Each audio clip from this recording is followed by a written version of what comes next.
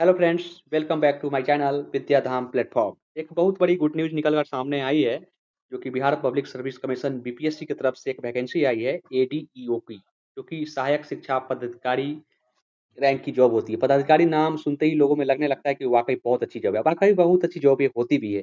आइए इसके बारे में सारी जानकारी हम आपको बताते हैं और ए टू ज़ेड सारी जानकारी आपको दिया जाएगा। इसका वेतन कितना होता है, ऐज क्राइटेरिया क्या है, इसका डेट कब तक बढ़ाएँगे, इसका जॉब प्रोफाइल वर्क कैसे करता है, इसका काम क्या होता है, सारी इन्फॉर्मेशन आपको दिया जाएगा। तो चलिए शुरू करते हैं बिना देर किए हुए आगे हम। तो इसमें टोटल जो रिक्तियाँ जो आई है अभी वैकेंसी की तरफ से वो 135 वैकेंसियाँ आई हैं, ठीक है टोटल। जिसमें general, SC, ST, BC, EBC सभी मिला कर के आए हैं, जिसमें कि 935 वैकेंसियाँ आई है आपको देखने को मिलता है। जैसे कि यहाँ पे देख सकते हैं आप टोटल 935 वैकेंसियाँ हैं, ठीक है।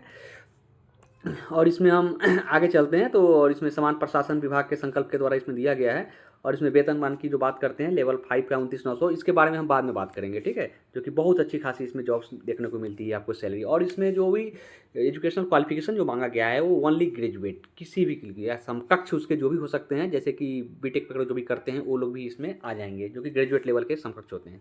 एज क्राइटेरिया की जहाँ तक बात है इसमें इसमें एज क्राइटेरिया 21 वर्ष से लेकर 37 वर्ष तक रखा गया है, ठीक है। मतलब 21 वर्ष से लेकर के 37 वर्ष तक के जो भी अभ्यर्थी होंगे इस फॉर्म को आराम से भर सकते हैं।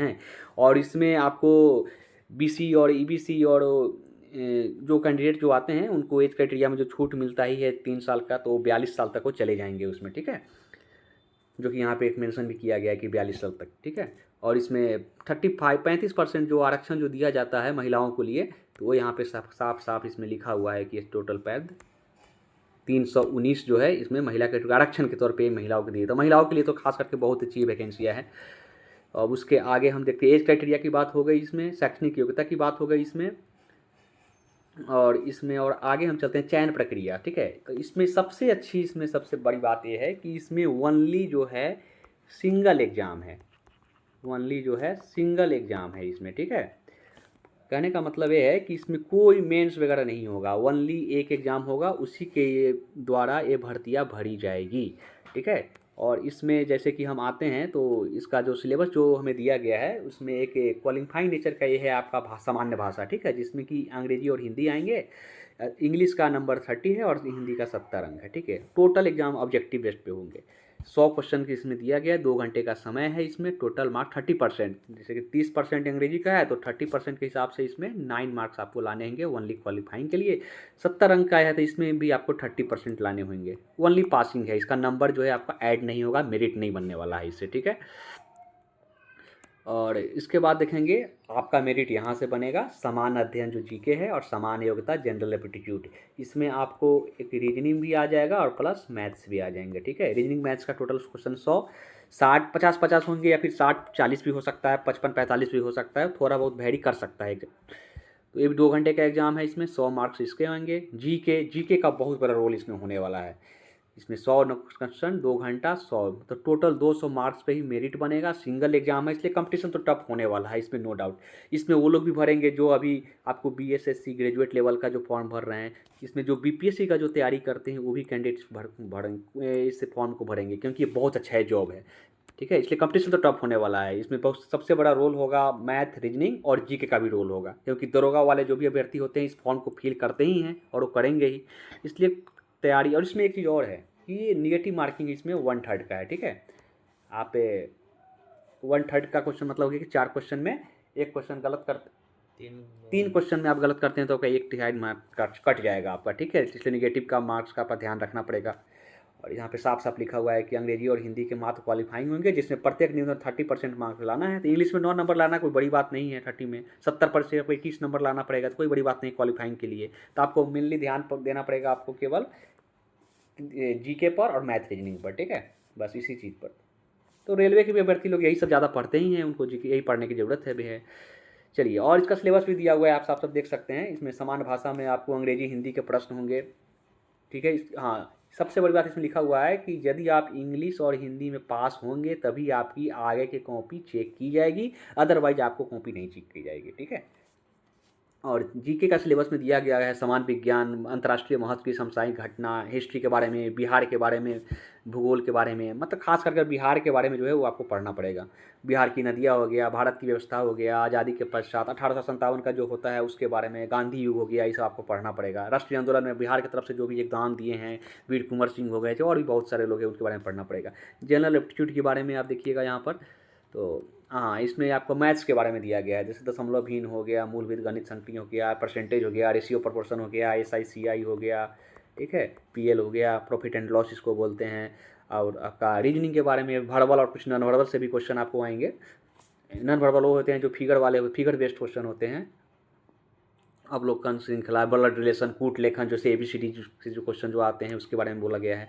लिखित परीक्षा के उपरांत दस्तावेज, हाँ, डॉक्यूमेंट वेरिफिकेशन की बात इनमें बोला गया है कि अभ्यर्थी अपने ऑनलाइन आवेदन किए गए दावा के अनुसार सभी वांछित प्रमाण पत्रों की, मतलब जो भी डॉक्यूमेंट यहाँ पे आप अपलोड करेंगे, जो भी आपको मांगा जाएगा आपका सर्टिफिकेट, वो आपको वेरिफिकेशन के समय आपको देना पड़ेगा। इस चीज़ का याद रखें। इसलिए अभी जो भी अभ्यर्थी अभी नहीं बनवाए हैं, जैसे कि BC हो गए, OBC, EBC हो गए, तो जल्दी से अपना आय प्रमाण पत्र बना लें। EBC मतलब OBC का जो नॉन क्रीमी लेयर जो आता है बिहार गवर्नमेंट की तरफ से जो बनता है वो आप बनवा लें। इसके लिए आप बोलिएगा तो अलग से वीडियो बना देंगे कि कैसे बनता है वो, आप कमेंट करके हमें पूछ लीजिएगा, ठीक है, यदि डॉक्यूमेंट से रिलेटेड कोई भी क्वेरी हो तो, ठीक है। मेगा सूची तो आप देख रहे हैं, यहाँ पर लिखा गया है कि लिखित परीक्षा में जो भी आपका मार्क्स जो होगा उसके अनुसार आपका मेगा सूची तैयार किया जाएगा। लिखित मतलब रिटन में जो भी आपका एग्जाम होगा उसके अंतर्गत यहाँ साफ साफ लिखा हुआ है। उसके बाद अध्ययन प्राप्तांक, समाज यदि किसी भी आदमी का मार्क्स यदि सेम आता है, उस स्थिति में उम्र तथा उम्र में समानता होने पर देवनागरी लिपि में वर्णमाला के अनुसार नाम की उम्दा को बढ़ती दिया जाएगी। इसका कहने का मतलब है उम्र भी सेम है, प्राप्तांक भी सेम है, तो अल्फ़ाबेटिकल जो नाम होगा हिंदी के अकॉर्डिंग उसमें वरीयता दिया जाएगा, मतलब उसका पहले बनेगा, कहने का मतलब ये है, ठीक है। उसके बाद अब आरक्षण का लाभ है, तो आरक्षण का लाभ तो है ही, 3 साल आपको उसमें दिया जाता है। इस कॉलम में दावा करने पर आरक्षण का लाभ नहीं मिलेगा। आरक्षण का लाभ राज्य सरकार के प्रचलित आरक्षण नियम के अनुसार ही होगा, मतलब बिहार गवर्नमेंट के अकॉर्डिंग होगा वो, ठीक है। आरक्षण का लाभ उन्हीं उम्मीदवार को मिलेगा जिनका स्थायी बिहार, मतलब बिहार राज्य की जो गवर्नमेंट है उन्हीं को लाभ मिलेगा। अदरवाइज बिहार से बाहर का जो भी कैंडिडेट है वो फॉर्म को भर सकते हैं, बट वो आरक्षण का लाभ नहीं उठा पाएंगे, वो जनरल में काउंट किए जाएंगे, ठीक है। उनको जनरल से फाइट करना पड़ेगा, ऐसा होता ही है। SC ST के बारे में बोला गया है यहाँ पर कि आपको जाति प्रमाण पत्र दिया जाएगा, स्थायी रेसिडेंस सर्टिफिकेट जो आवासीय होता है वो देना पड़ेगा अनुसूचित जाति और अनुसूचित जनजाति के लिए। BC के बारे में और EBC के बारे में भी यहाँ बोला गया है कि क्रीमी लेयर रहित प्रमाण पत्र जमा करना अनिवार्य होगा, तो बनवाना पड़ेगा आपको। उसके लिए आपको जाति, आवासीय और आय पहले बनवाना पड़ेगा, उसके बाद आपको ब्लॉक लेवल से जो होता है RO जो बनाते हैं वो आपको बना करके दे देंगे, वो आसानी से बन जाता है, बहुत जल्दी बन जाता है। इसलिए अभी समय रहते हुए आप बनवा लें, क्योंकि फॉर्म भरने में अभी टाइम है आपका, 27 तारीख से आपका फॉर्म भराएगा, तभी समय है, आप डॉक्यूमेंट बनवा लें इस चीज़ को, ठीक है। और ये सब अब कुछ विशेष नहीं है, इसको छोड़ते हैं आगे। और हाँ, यहाँ देखिए, ये तो कैटेगरी दिया गया है, UR का 1, SC का 2, इससे कोई मतलब है नहीं आपको। EWS के लिए भी 7 दिया गया है यहाँ। उसके बाद आगे आते हैं, आपको आगे हम पेमेंट के बारे में भी हम बात करेंगे, ये सब कुछ नहीं है, ये सब यहाँ हाँ इसमें दिया गया है आपको कि डॉक्यूमेंट क्या क्या लगाना है। मैट्रिक का सर्टिफिकेट लगेगा आपको, आयोग द्वारा दस्तावेज मांगे जाने पर अभ्यर्थी के अधिकार, हाँ, स्नातक ग्रेजुएट का यहाँ पे लगेगा, सर्टिफिकेट भी लगेगा और मार्कशीट भी लगेगा। जो लोग नहीं निकालने हैं वो जल्दी से अपना ग्रेजुएशन का सर्टिफिकेट अपनी यूनिवर्सिटी जाकर के ऑनलाइन करके निकलवा लें, क्योंकि इसकी ज़रूरत पड़ने वाली है। पिछड़ा वर्ग BC के बारे में दिया गया है कि क्रीमी लेयर रहित प्रमाण पत्र देना पड़ेगा। ST का दिया गया है, ST का दिया गया है। बिहार राज्य के आप निवासी हैं तो उसका अस्थायी निवास प्रमाण पत्र देना पड़ेगा आपको। EWS का भी देना पड़ेगा, ठीक है। स्वतंत्रता सेनानी का पोता नाती को उनको आरक्षण थोड़ा सा मिलता है, इसलिए उनको प्रमाण पत्र देना पड़ेगा, ये सब। उसके बाद सर्टिफिकेट हो गया। हाँ, करंट का फ़ोटो बनवा लेंगे आप, 4 साइज 4 फोटो आपको रखना पड़ेगा। लिखित परीक्षा जब ऑनलाइन आवेदन की परीक्षा एग्जाम में आपके मांगा जाएगा, इसलिए उसको अच्छे से बनवा करके रख लेगा। रिसेंट का फ़ोटो एकदम, चश्मा वगैरह नहीं होना चाहिए, ये चीज़ का ध्यान रखेंगे आप। कैप उप पहन कर फ़ोटो नहीं खिंचवाना है। शुल्क की बात है तो जहाँ तक पहले 700-800 रुपया जो बिहार गवर्नमेंट जो है हर परीक्षा के लिए लेते थे, इसलिए अभी 15 अगस्त के दिन जो है हमारे माननीय मुख्यमंत्री नीतीश कुमार जी ने 100 रुपया सारे फॉर्म का चार्ज जो है घटा कर दिया, जो कि अभ्यर्थियों के लिए बहुत ही अच्छी न्यूज़ है। और पहले जो था कि मेंस के लिए अलग से 100 रुपया फिर से फ़ी देना पड़ता था, अब वो चीज़ नहीं है। अब एक ही बार फॉर्म भरना है, उसका मात्र 100 रुपया। बिहार की कोई भी एग्ज़ाम हो उसमें 100 रुपया ही लगने वाले हैं। चलिए, तो अच्छी खबर नीतीश कुमार की तरफ से, हमारे माननीय मुख्यमंत्री की तरफ से आया है। और ये चीज़ है कि जिनका भी आधार नंबर जो नहीं है उनके लिए बायोमेट्रिक फ़ी के रूप में 200 रुपया लिया जाएगा, तो एक अलग मैटर हो जाता है। ऐसे मोस्टली कैंडिडेट्स के पास में अभी आधार कार्ड होंगे ही। ये आपका डेट दिया गया है 27/8 से लेकर 26/9 तक है, ठीक है। हार्ड कॉपी ये सब चीज़ है। उसके बाद आपका OTR तो वन टाइम जो रजिस्ट्रेशन होता है वो आपका न्यू कैंडिडेट के लिए है ही, बीपीएससी के द्वारा एग्जाम कंडक्ट करवाया जाएगा, ये सब कुछ नहीं है। आपका ऑफिशियल साइट पे जाकर देखना पड़ेगा, तो इसी साइट पे आप जाकर फॉर्म भरेंगे। ऐसे हम यहाँ पिन कर देंगे आपको कमेंट में वेबसाइट का नाम, यहाँ से आप PDF भी डाउनलोड कर सकते हैं यदि चाहें तो, ठीक है। उसके बाद इंस्ट्रक्शन डिजी लॉकर का इसमें बहुत सारा, डिजी लॉकर आप लोग नहीं बनवाए हैं तो डिजी लॉकर बना लीजिए। उसमें सारा डॉक्यूमेंट रहता है, उसी के द्वारा वेरीफाई करके आपको अपलोड करना पड़ेगा यहाँ पर, ठीक है। उसी के बारे में यहाँ दिया गया है डिजी लॉकर। ये सब आपका जानकारी है। आपका एक होता है एजुकेशनल से लिए एक्सपीरियंस सर्टिफिकेट, अपलोड फोटो हो गया, आपका साइन हो गया, ये सब चीज़ करना पड़ेगा। UR OBC EBC SC ST का सारा चीज़ आपका देना पड़ेगा सर्टिफिकेट आपको। यहाँ पे आपको क्या है कि एज के बारे में आपको देना पड़ेगा। यहाँ पे एड्रेस हो गया आपका, अन इन्फॉर्मेशन, सब भरने का प्रोसेस दिया गया है। अपना एजुकेशनल क्वालिफिकेशन, 12वीं कब की है, सब चीज़ देना पड़ेगा। मैट्रिक, इंटर, एक्सपीरियंस, फ़ोटो और सिग्नेचर के बारे में आपको दिया गया है कि 20 KB से ज़्यादा का नहीं होना चाहिए आपका photo.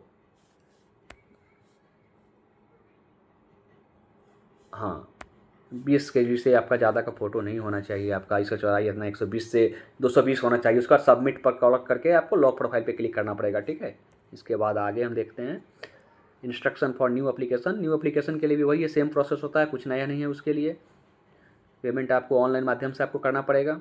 Email ID, mobile number एक वैलिड रखिएगा। उस मोबाइल नंबर को आप एक्टिव रखिएगा हमेशा के लिए, ऐसा नहीं कि उसको फिर बंद कर दीजिएगा। ईमेल आईडी वैलिड दीजिएगा, वेरीफाई होना चाहिए। मोबाइल नंबर आपका एग्जाम तक, वेरिफिकेशन तक ऑन रहे, ऐसा नंबर देना है कि OTP उसी पे आएगा आपका, ठीक है। इस चीज़ का ध्यान रखेंगे, नहीं तो बहुत सारे व्यक्तियों को बाद में इसकी समस्या का उठाना पड़ सकता है। माई अकाउंट टैब में जाकर ये सब चीज़, ठीक है। उसके बाद आपका इम्पोर्टेंट, चलिए यही सब चीज़ था। और आपको सैलरी के बारे में बता देते हैं मेनली कि ये जो है ना वैकेंसी जो है, ये आपका लेवल 5 की जॉब है, ठीक है। ये आपका लेवल 5 की जॉब है। लेवल 5 की जो बेसिक सैलरी जो होती है वो 29,200 रुपया होती है, ठीक है।